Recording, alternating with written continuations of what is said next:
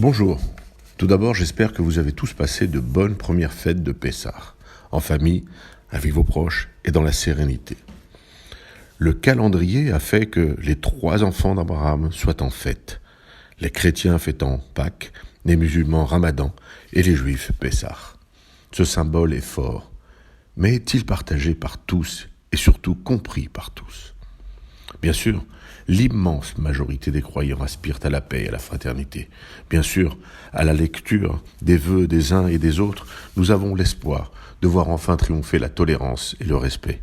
Bien sûr, nous aimerions tous que chacun soit à la hauteur du message premier auquel sont invités tous les enfants d'Abraham. Bien sûr, nous restons tous mobilisés afin de faire triompher la lumière. Mais il y a un mais. Que penser des images et surtout des commentaires suite aux émeutes préméditées sur l'esplanade des mosquées, notre mont du Temple? Que penser lorsque l'on voit des jeunes apprentis terroristes brandir le drapeau du Hamas, amasser des milliers de pierres dans la mosquée Al-Aqsa et transformer ce lieu saint en terrain de football et en camp retranché?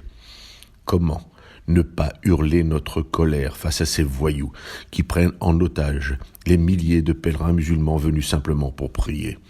Comment nous taire devant ces images d'attaques de juifs dans les rues de Jérusalem ou le caillassage d'un bus roulant tranquillement sur la route longeant les murailles de Jérusalem?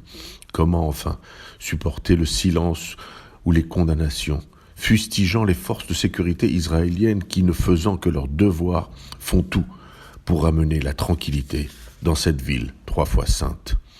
Ce 2 poids, 2 mesures est dur à supporter, car la propagande palestinienne et avec elle la crainte d'oser dire la vérité renforce le camp des extrémistes. Oui, des millions de croyants n'aspirent qu'à respecter les principes fondamentaux de vivre ensemble. Mais aujourd'hui, les terroristes islamistes gangrènent toutes nos sociétés et nous mettent tous en danger. Alors, courage et force à ceux qui osent se lever et dire stop.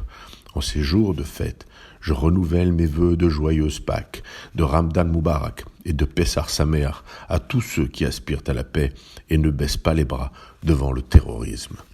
À la semaine prochaine et bonne fête.